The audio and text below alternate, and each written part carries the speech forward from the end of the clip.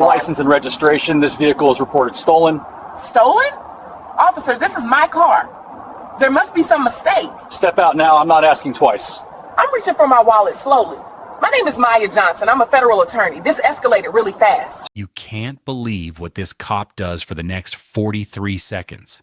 He's sitting in his patrol car, engine running, staring at the Escalade he just pulled over. The driver already has her window down, both hands on the steering wheel where he can see them.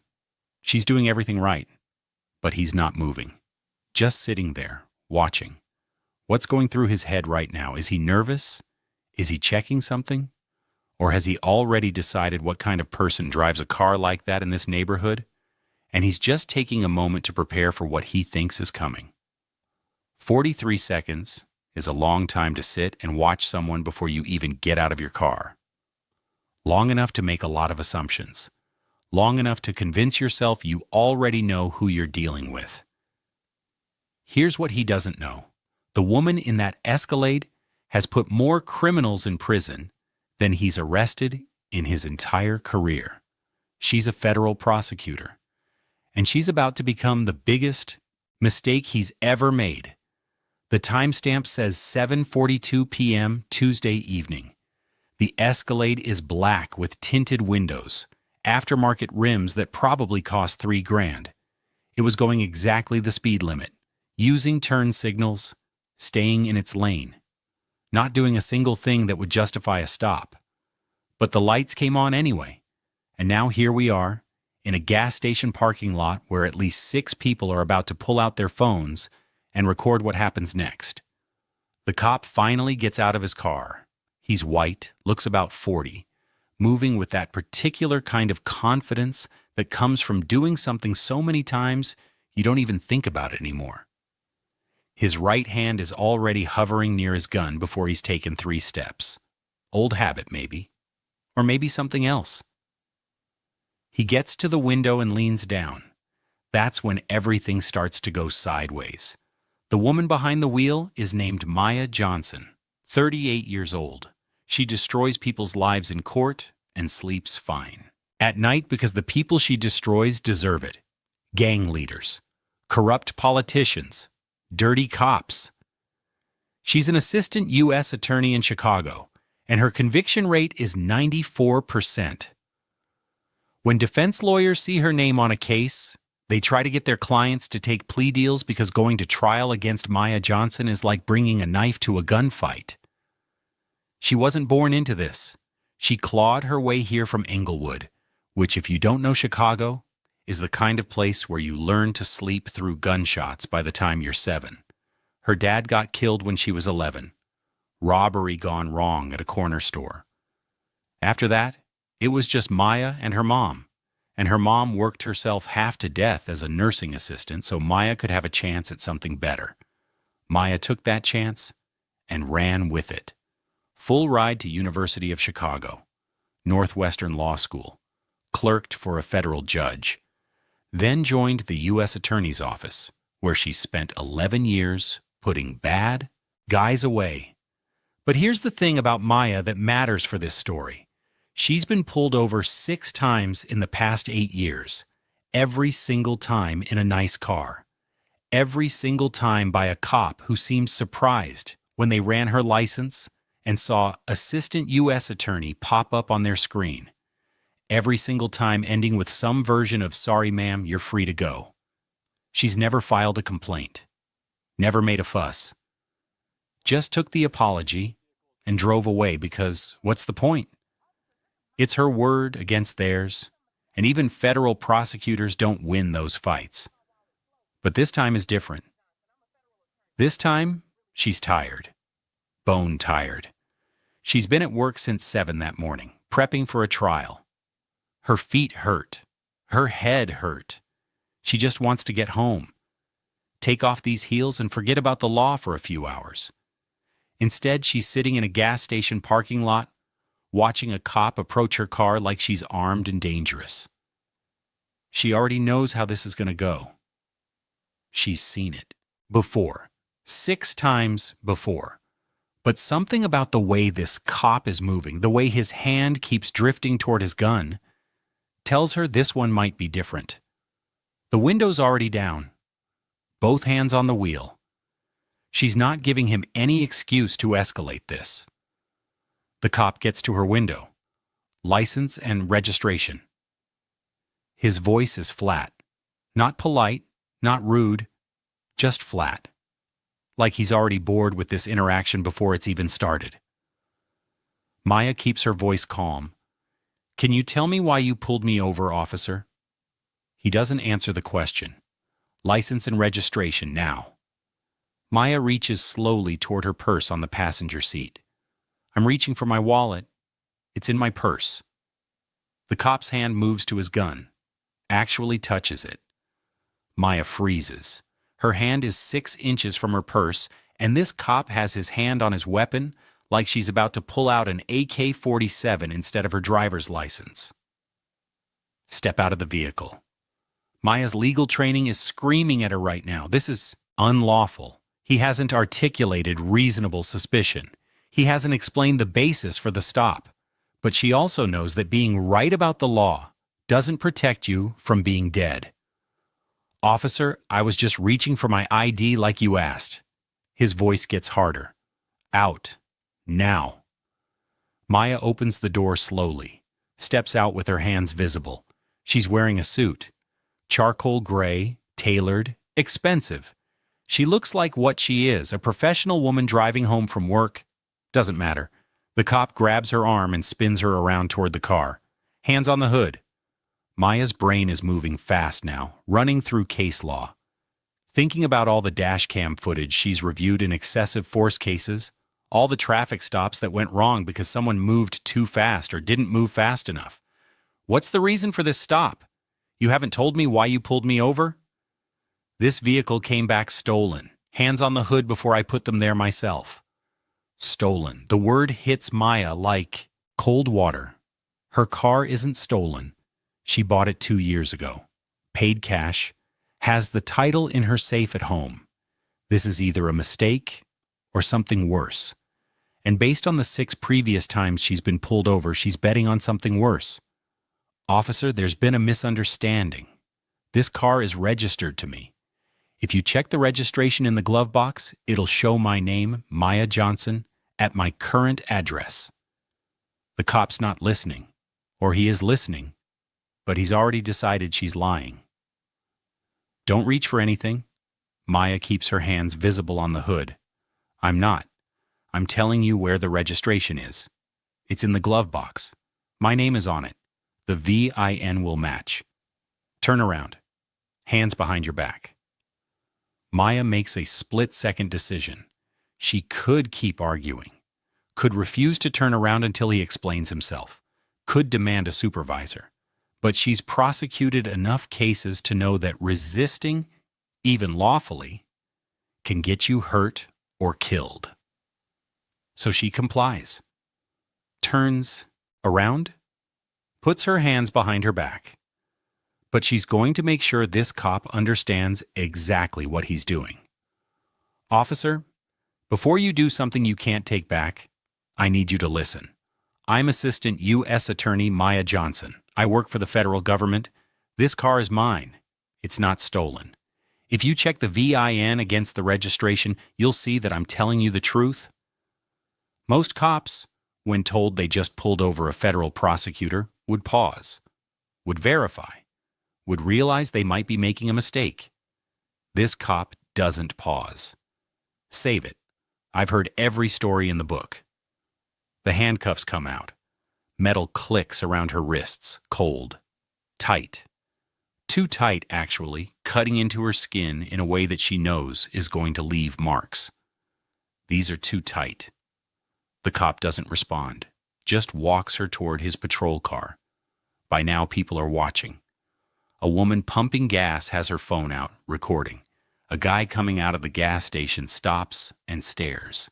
Maya can feel their eyes on her, and it's humiliating in a way she hasn't felt since she was a kid, back when people used to look at her and her mom and make assumptions about who they were and what they deserved. The cop opens the back door of his patrol car and guides her in. She sits down, hands cuffed behind her back, and the door slams shut. Through the window, she can see people talking, pointing, recording. She wonders what they think they're seeing. Do they think she actually stole this car? Do they assume the cop must have a good reason? Or do some of them know, just by looking at her face and his face, exactly what's happening here? The cop gets in the front seat and picks up his radio. Maya can hear him talking to dispatch, but can't make out the words. She sits there, wrists hurting, heart pounding, and thinks about what comes next. Here's what she knows. She's not going to be charged with anything because she didn't do anything. Eventually, someone is going to run her license properly, see who she is, and this cop is going to have to let her go. The question is how long eventually takes, and how much worse this gets before it gets better. She also knows something the cop doesn't know yet. She's not going to let this slide like the other 6 times. She's tired of being polite, tired of accepting apologies, tired of pretending that getting pulled over 6 times in 8 years for no reason is just bad luck. This time, there's going to be consequences. The cop is still in the front seat. He's been there for 3 minutes now. Maya can see him typing on his computer.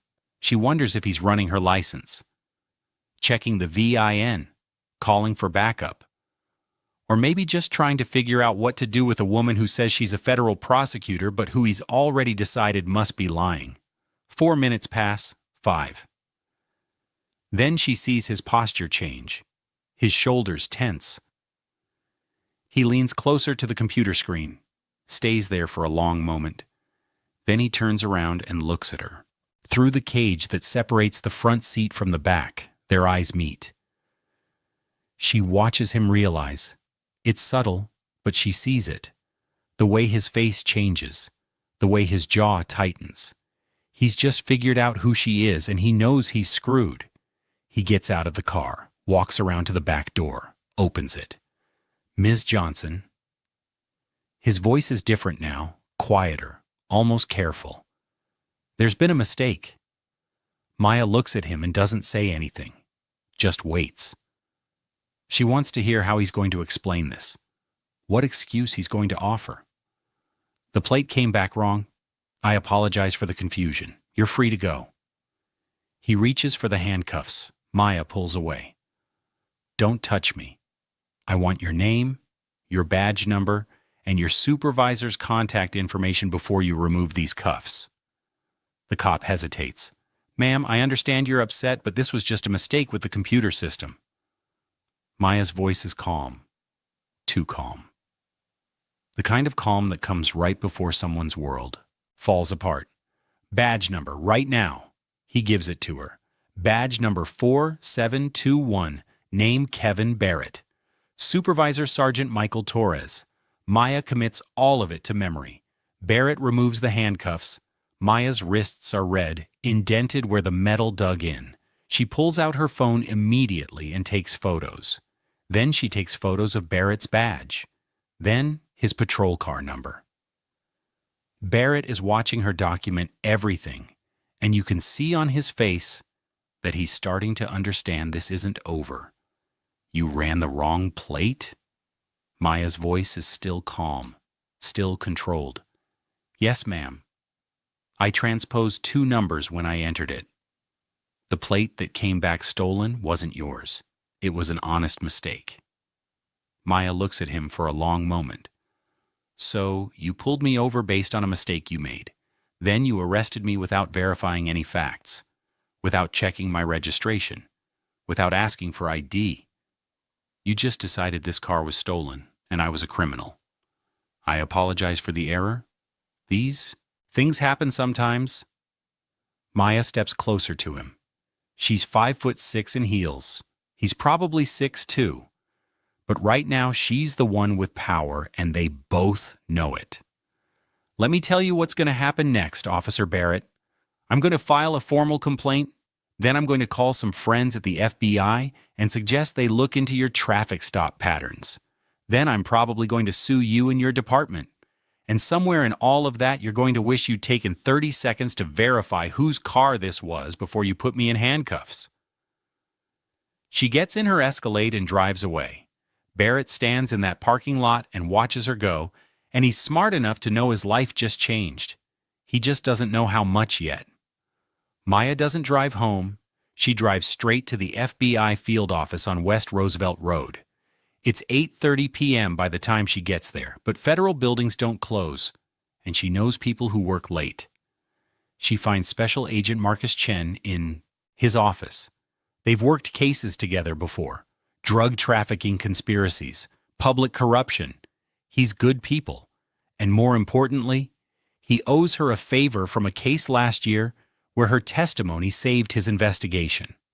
Maya, what are you doing here? She doesn't waste time with small talk. I need to file a formal complaint about a traffic stop, and I need you to look into something for me. She tells him what happened, shows him the photos of her wrists, gives him Barrett's badge number. Chen listens without interrupting. When she's done, he leans back in his chair and shakes his head. You want me to open an investigation into this guy's stop patterns? I want you to pull his data for the last 5 years, every stop, every search, every arrest. I want to know if I'm the first person he's done this to or the 100th. Chen looks at her for a moment. And if I find a pattern? Maya's voice doesn't waver. Then we burn him down. Chen pulls up his computer and starts typing. Within 20 minutes, he has access to the Chicago PD database through federal law enforcement channels. Within an hour, he's running analysis on Barrett's stops. What he finds makes him whistle low. Maya, you need to see this.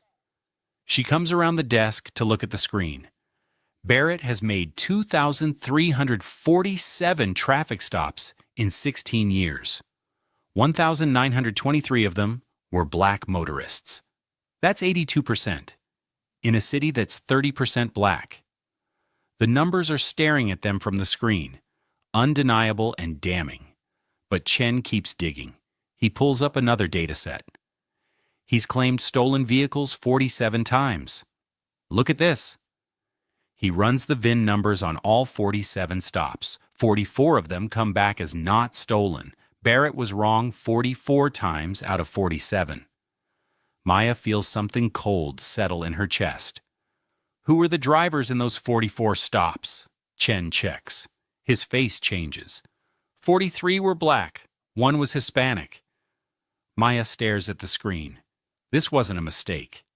This wasn't one bad stop. This was a pattern. Barrett had been doing this for years, using stolen vehicle as an excuse to pull over black drivers, and nobody had noticed because nobody was looking at the data. Pull his complaint history. Chen does. 13 complaints over 16 years, 11 from black motorists, all marked unfounded by internal affairs. Every single one dismissed without serious investigation. Maya looks at the screen for a long time. Then she makes a decision. I want the DOJ Civil Rights Division to see this, all of it. Tonight. Chen nods. He knows what she's asking. This isn't just about one traffic stop anymore. This is about exposing a pattern that's been hiding in plain sight for 16 years. I'll make the call. By midnight, federal prosecutors from the Civil Rights Division are reviewing Barrett's data. By morning, they're opening a full investigation. Not just into Barrett, into his whole district. Because if one officer can have numbers this skewed, and nobody notices, what does that say about the oversight? What does that say about the system? The story breaks on the news 2 days later. Federal prosecutor arrested during traffic stop. Alleges racial profiling. The dashcam footage goes with it, and once people see it, it spreads like wildfire. The video shows everything. Barrett approaching with his hand on his gun. Maya complying with every order. Maya identifying herself clearly as a federal prosecutor. Barrett arresting her anyway, without verifying a single fact. The 13 minutes she spent in the back of his patrol car while he figured out he'd just made the biggest mistake of his career. It's viewed 8 million times in the first day, 15 million by the end of the week. The response is immediate and fierce. The U.S. Attorney's Office issues a statement condemning the stop. The FBI Agents Association calls for a full investigation. Civil rights groups organize protests outside Chicago PD headquarters. Local news. Crews are camped outside the police station. National outlets pick up the story. Everyone wants to know how a federal prosecutor got arrested for driving her own car. But Maya isn't paying attention to any of that. She's busy working with the DOJ attorneys who are building the case against Barrett. Because here's what most people don't understand about federal investigations. They're slow, they're thorough, and when they're done right, they're devastating. The DOJ doesn't just want Barrett, they want everyone like him, and they're willing to take their time to get it right. For 9 months, federal investigators comb through data. They analyze 8,400 traffic stops from Barrett's district over 3 years. They look at search rates, arrest rates, the reasons given for stops, the outcomes of those stops. They interview motorists who were stopped. They review body cam footage. They build a case brick by brick. The findings are released in a 247-page report that makes national news. Black motorists in Barrett's district are stopped at 4.1 times the rate of white motorists. They're searched at 5.3 times the rate. But here's the part that proves it's not about crime or safety. The hit rate for contraband is only 9% for black motorists versus 31% for white motorists. That means cops are searching black drivers based on hunches that are wrong 91% of the time, while their searches of white drivers turn up evidence 31% of the time. If they were actually stopping people based on legitimate suspicion of criminal activity, those numbers would be reversed. The disparities can't be explained by crime rates, can't be explained by neighborhood demographics, can only be explained by one thing: racial profiling. Kevin Barrett is fired 11 weeks after he pulled over Maya. His termination letter cites engaging in a pattern of racial profiling, falsifying the basis for traffic stops, unlawful detention, and conduct unbecoming an officer. He appeals through his union. The department shows the dashcam footage at his appeal hearing, shows the data on his stops, shows the emails they found where he joked about knowing what to look for in stolen vehicles. The appeal is denied in 11 minutes, but the DOJ isn't done. They've found evidence that Barrett knowingly, willfully, repeatedly violated the constitutional rights of motorists based on race. That's not just a firing offense. That's a federal crime. United States versus Kevin Barrett, 3 counts of deprivation of rights under color of law, maximum sentence 10 years per count. The trial lasts 8 days. Maya testifies on day 4. She walks into that courtroom wearing the same suit she wore the night Barrett arrested her, sits in the witness box, looks directly at Barrett. Then she pulls out a list. Your Honor, I'd like to enter this into evidence. It's a list of 43 people. Officer Barrett stopped claiming their vehicles were stolen. In 43 cases, the vehicles weren't stolen. Officer Barrett was wrong every single time. And in 43 cases, the driver was black. She reads the names. All 43 of them. It takes 6 minutes. The courtroom is silent. I'm here because I have the power to be here. I'm a federal prosecutor. I know how to file complaints. I know who to call at the FBI. I have colleagues at the DOJ who opened an investigation within hours. But these 43 people didn't have that power. They got stopped. They got searched. Some of them got arrested. They got humiliated in front of their families, their neighbors, strangers with cameras. And they went home thinking that's just how it is. That's just what happens when you're black and you drive a nice car. She looks at Barrett. I'm here for them. Because this isn't about me. It's about a system that let you do this for 16 years while everyone looked the other way. The prosecution brings in a statistician who explains to the jury what the numbers mean. That Barrett's pattern of stops is so far outside the norm that the probability of it being random is essentially zero, that you'd have better odds of winning the lottery twice than you would of accidentally producing these numbers without deliberate racial targeting. The defense tries to argue that Barrett was just doing his job, that high-crime areas require aggressive policing, that the stolen vehicle stops were honest mistakes. The prosecution destroys that argument by showing that Barrett's false stolen vehicle stops weren't concentrated in high-crime areas. They were concentrated wherever he found black people driving nice cars. The emails sealed his fate. Messages to other officers where he bragged about his gift for spotting stolen vehicles, where he talked about knowing what to look for and nice car, wrong driver, you know the drill. The jury convicts him on all 3 counts. The judge sentences him to 18 months in federal prison. At the sentencing hearing, the judge says something that makes it into every news report about the case. Officer Barrett, your job was to enforce the law, not to decide who looks like they belong in what car. Not to use your badge as permission to harass people based on the color of their skin. You betrayed the trust the public placed in you. You violated the constitutional rights of dozens of people, and you did it for 16 years while your department looked the other way. 18 months is the sentence. I hope you use that time to reflect on the harm you've caused. Barrett goes to federal prison in March. He's still there now, serving his time. Maya's civil lawsuit against the city of Chicago settles, while Barrett is awaiting sentencing. The city doesn't want a trial, doesn't want more headlines, doesn't want Maya on the stand in front of a jury explaining how it felt to be handcuffed in front of strangers for driving her own car.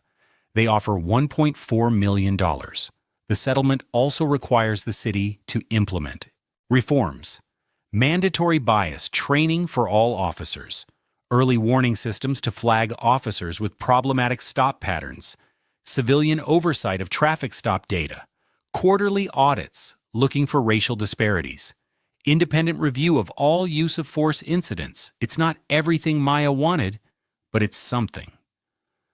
Maya takes the settlement check and immediately starts writing other checks. $600,000 split among 5 legal aid organizations that provide free representation to people in civil rights cases. $200,000 for a scholarship fund for black students going to law school. $100,000 to her mom. First thing she does is buy her mom a house, not in Englewood. Somewhere safe, somewhere quiet, somewhere her mom can finally rest after 40 years of working herself to exhaustion. The rest goes to taxes and attorney fees. People ask Maya if she feels vindicated, if the money made her feel better about what happened. She tells them the money doesn't make her feel anything.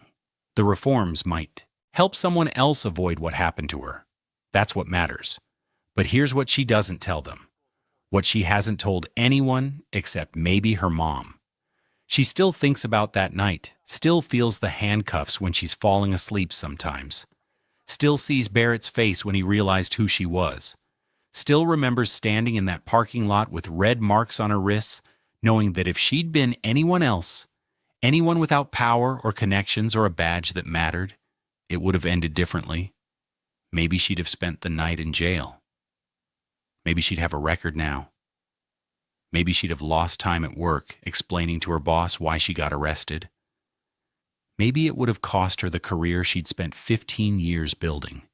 Maya is still a federal prosecutor, still prosecuting major crimes, still winning cases.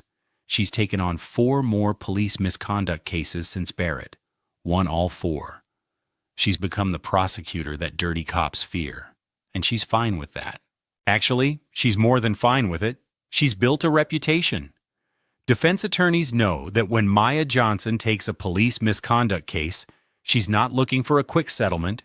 She's looking to expose patterns, to force accountability, to make sure what happened to her doesn't happen to someone else. Because here's what Maya Johnson understands that most people don't. The system doesn't fix itself. It protects itself until someone with enough power forces accountability. She has that power now, and she's going to use it every chance she gets. The dashcam footage is still online, still being watched, still being shared. Over 22 million views now. It's shown in law schools as an example of unlawful detention, in police training as an example of implicit bias, in civil rights seminars as an example of what systemic racism actually looks like in practice. And every time someone watches it, they're seeing a moment. 13 minutes, one traffic stop, but what they're really seeing is a system. A system that let Kevin Barrett make 2,347 traffic stops over 16 years, 82% of them black motorists, and never once questioned whether there was a pattern. A system that let him claim stolen vehicles 47 times, be wrong 44 times, and never once investigated why. A system that received 13 complaints about him and marked all 13 as unfounded without serious investigation. A system that only paid attention when he made the mistake of arresting someone with enough power to force accountability. That's the real story here. Not that Maya won, but that winning required being a federal prosecutor with connections at the FBI and the DOJ. That justice required power. What happens to everyone who doesn't have that power? They're still out there, still driving, still getting pulled over, still getting searched based on hunches that are wrong 91% of the time, still wondering if this time will be the time that ruins their life. Kevin Barrett is in federal prison right now. He'll get out in a few months. He'll never be a cop again, but he'll get out.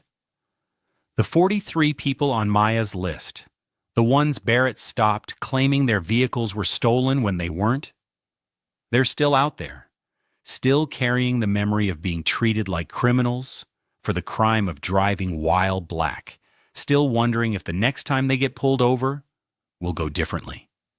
And that should bother you. It should bother you that the system worked for Maya because she had power, but it didn't work for 43 other people who didn't. It should bother you that Barrett operated for 16 years with numbers so skewed they were statistically impossible to explain as anything but deliberate racial targeting. And nobody noticed until Maya made them look. It should bother you that right now, tonight, somewhere in America, another cop is pulling over another black motorist based on nothing but assumptions and bias, and that driver doesn't have Maya's advantages. They don't have her badge. They don't have her connections. They don't have her power. They just have the fear, the anger, the humiliation of being treated like they don't belong. And most of them will never get justice because the system isn't designed to give it to them. Maya won because she could force the system to pay attention, but most people can't. And until we fix that, until justice doesn't require power, nothing really changes. The reforms are a start. The training might help. The oversight might catch the next Barrett before he racks up 16 years of violations. But the fundamental problem remains. The system protects itself. It always has. And it takes someone with extraordinary power to force accountability. Think about that the next time you see dashcam footage of a traffic stop. Think about who's in the car. Think about what assumptions are being made before the window even rolls down. Think about what would happen if that person didn't have a badge or a law degree or connections in high places. Think about whether they'd get justice or whether they'd just become another name on a list that nobody ever reads.